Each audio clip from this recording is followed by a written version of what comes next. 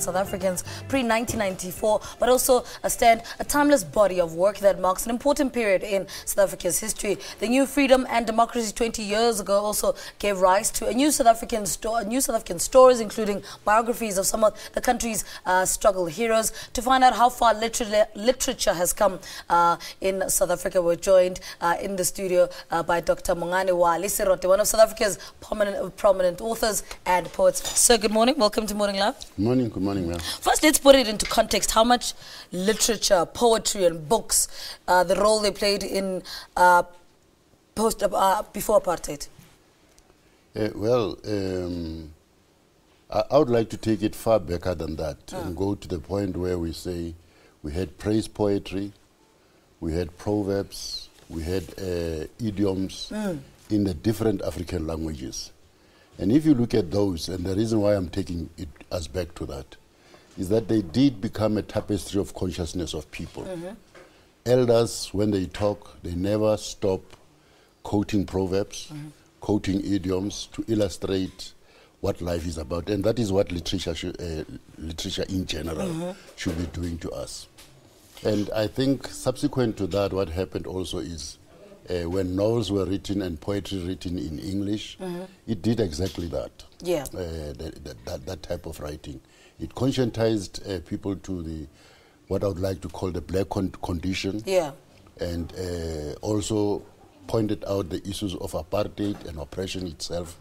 And also it arrived at a point at a certain time where it also said, this is what we should do to get out of that. Yes. And therefore created another deeper consciousness about what needs to happen. I think that since 1994, what has happened has been a very serious exploration, pushing the limits of what this thing that we call democracy. What is democracy? Yeah. Trying to understand it. It has even bordered to the point where that pushing the limits has illustrated even a right to state things which other people would have feared to talk about. Now, I mean, you published your first anthology, Yakalinkomo, that was back in 1972. Was that your turning point in writing and sort of, you know, focusing your writing with a particular issue in hand? Well, you see, I think any writer, when you see a book and there's your name on it and it has been accepted as important for the country, I think you feel you've made a major step, you've taken a major step of responsibility. And that's how I felt at that time, yes. Now, I mean, looking back at before 1994, how has the South African story changed in how we tell it?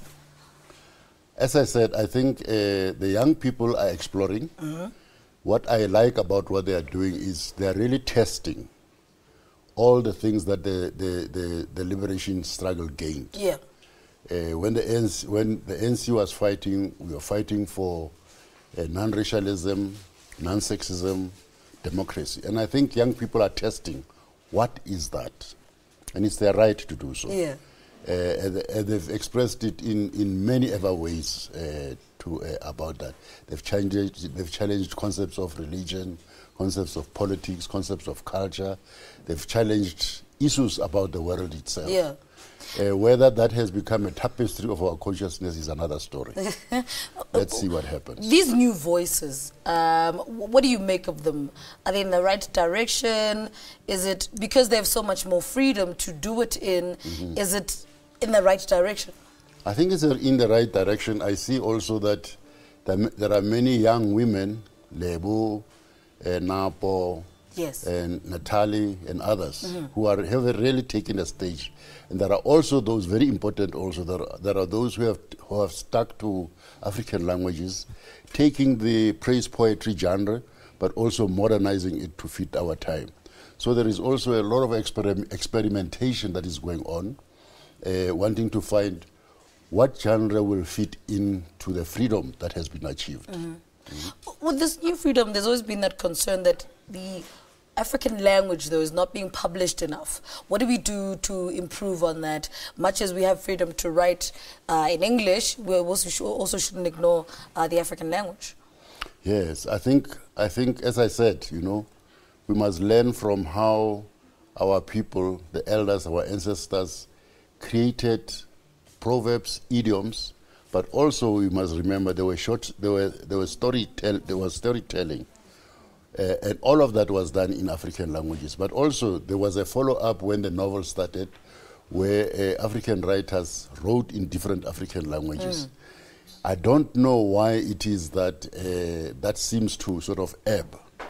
It's at our peril that should happen, because we're not going to be able then to develop these very important languages, which must become a tapestry of discourse in our country. You know. Are we also seeing a decrease in the publishing of an anthology of poems? Yes. You know, there's every time a book of poem is published, there is something that follows it up. It is said that people don't read poetry. But I think what we did in the 70s was we did not only ask people to read poetry, we took poetry to the people. Yeah. And I think those people who are writing now must do that. Must mount the stages, must mount the platforms, take the poetry to people. One other thing which the ANC government has introduced, which is very, very, very important, is the issue that every time a leader goes somewhere, there is a praise poet with it. Very important, because it still shows that very important genre, because that person who does praise poetry can say anything about this leader, which is very important, although I see that they don't do it, but I would hope that they would not be restrained from telling what they understand, so that we look at our leaders as human, we look at our leaders in their leadership role, we look at our leaders even with their faults and what's, you know. That was why praise poetry was done. What's your biggest wish for literature for the next 20 years? I wish that it can bloom, it can create more new writers who are honest, who are uncompromisingly patriotic, who will always continuously evaluate what the struggle for liberation has gained and how it should be taken forward. But also give us a little joy, laugh with us, also mock us where it is necessary, and we shouldn't object when they do so. We should not lose the South African humor. It should be there too. All right, sir. Thank you so much for talking to us. Always such a pleasure having you on the program. Thank you. Dr. Mongane Wally Serote, one of this country's brightest minds, speaking to us about the state of literature in the country, what role it played in the 20 years of democracy. Let's take a break. Stay with us.